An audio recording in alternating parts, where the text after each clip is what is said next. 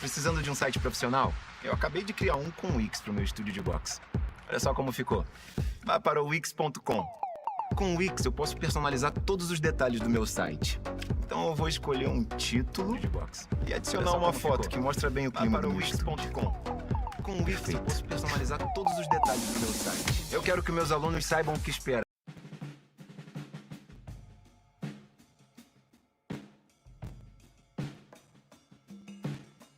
The chassis and interior have been finished in the last couple of videos, and the body is already painted. There were still a couple of final details that needed to be done to the body before I could start the final assembly, like for instance the window trim that needed to be painted matte black. So I just quickly masked it off, carefully cut it out, and then painted it matte black with some zero paints through the airbrush.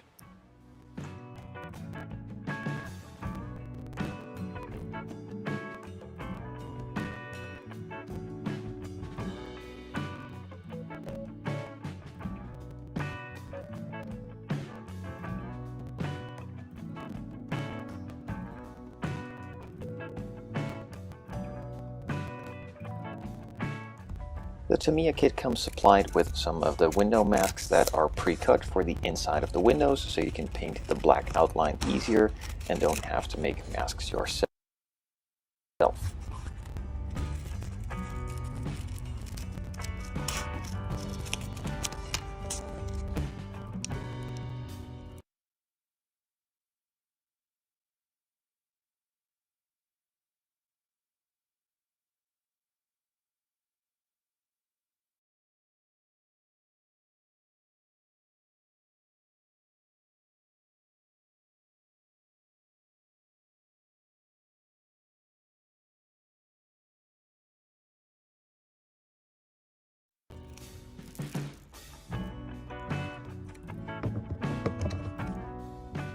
A little trick I picked up from my fellow YouTuber friend Plasmo is to peel off the masking halfway, then cut off the backing so you have something to grab onto with your fingers without it sticking to your fingers, and then can easily place the masking onto the window and position it a lot better.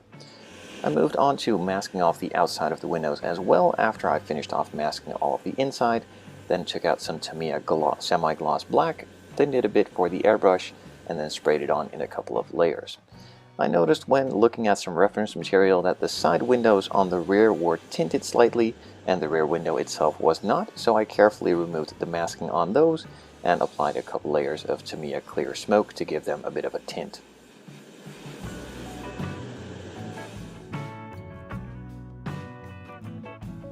Good, though it does, as the cowl is now a lot more accessible than it would be after gluing it in place, and once those parts were on and dried up a bit, I could keep enough. And then I could just glue those in as well and add the silver backing to it from the kit.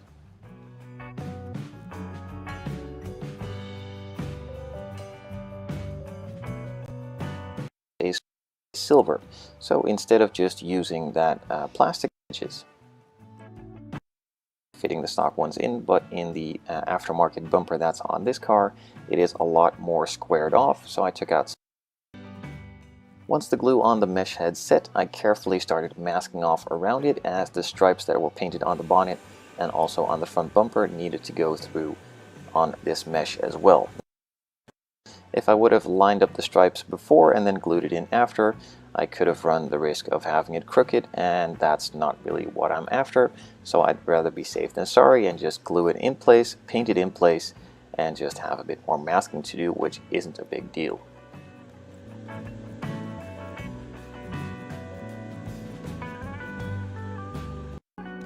To have a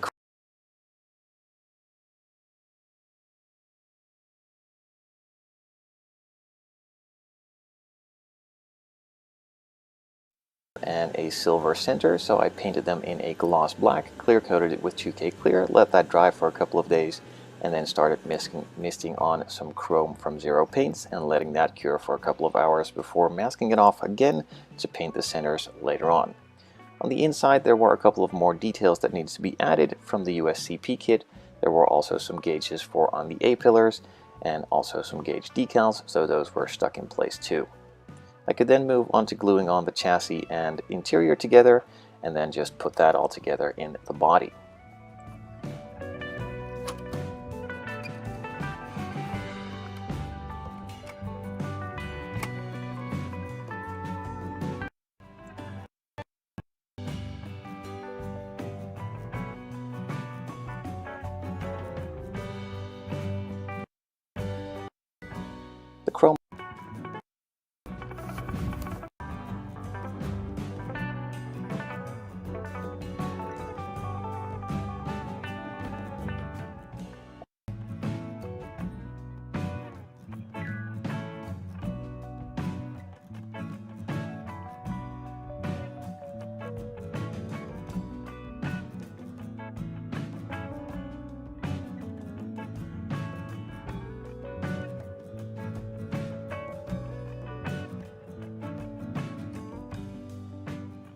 One final thing to paint is the inside of the exhaust tip. That is now all silver, and I just usually paint that with a black to hide that it's not really actually going anywhere.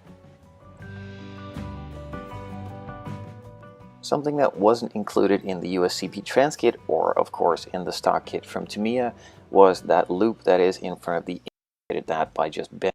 There's also a small piece for mounting the wheels together. And there you have it, another fantastic for mounting the wheels, which I didn't use as I just glued them in place, and then just shaped it a bit, shortened it a bit, and glued it all together. And there you have it, another fantastic build. I really enjoyed it. It was a really nice challenge to paint all the stripes, and even the two-tone on the wheels was quite cool to do. I've never done that before in this kind of a look with the chrome and the silver, and I really like the way that it came out.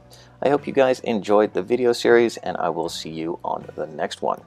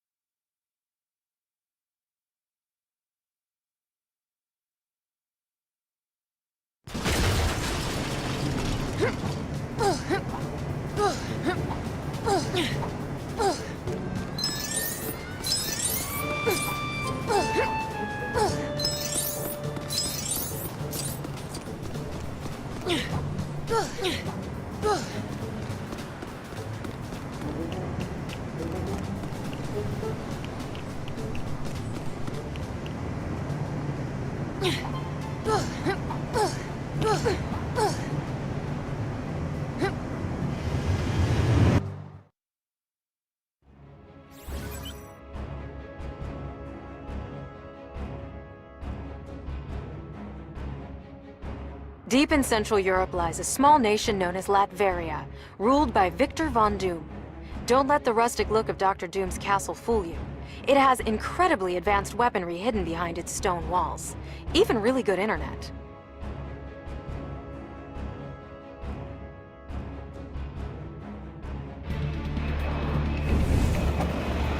You call it the Fantastica? Whew. Nice. Does it come with satellite radio? We're entering Latvian airspace. Local weather is dreary with an 80% chance of bad guys. And 100% chance of incoming fire. Setting the Fantastic car to autopilot so we can jump in. Human Torch and I will secure the landing zone.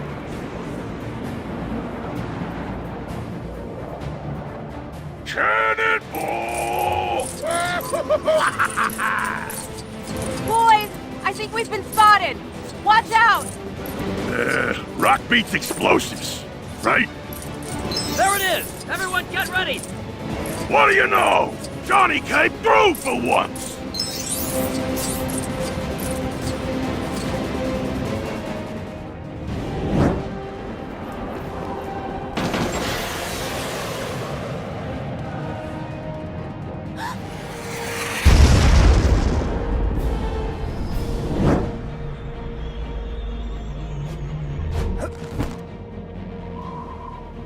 I saw this in a movie once.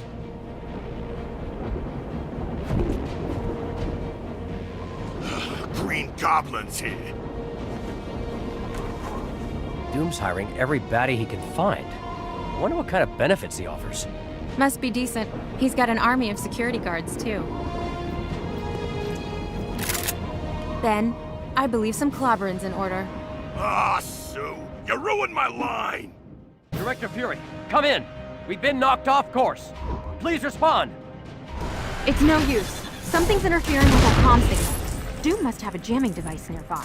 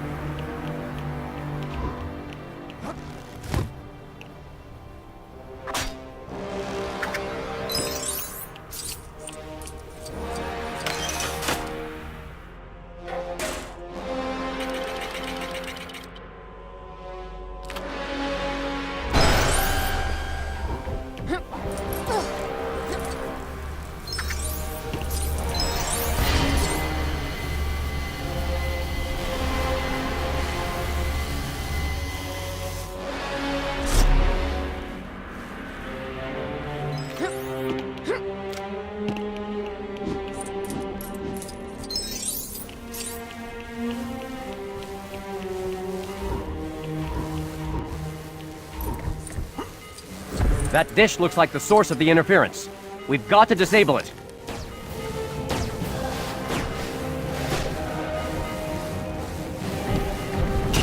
It's clobbering time!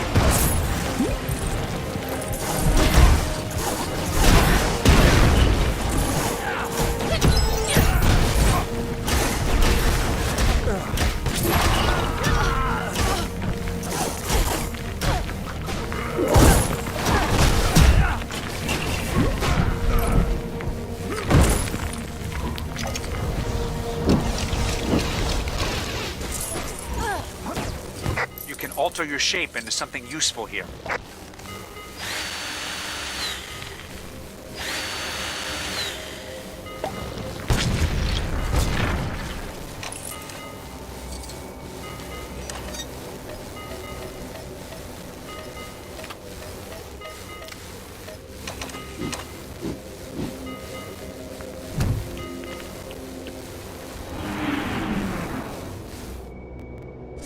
Come in. Fantastic Four, do you read me? Loud and clear, Director Fury. We've taken down a comm tower that was blocking our signals. I'm on the other side of the castle. We could do with some backup, quick!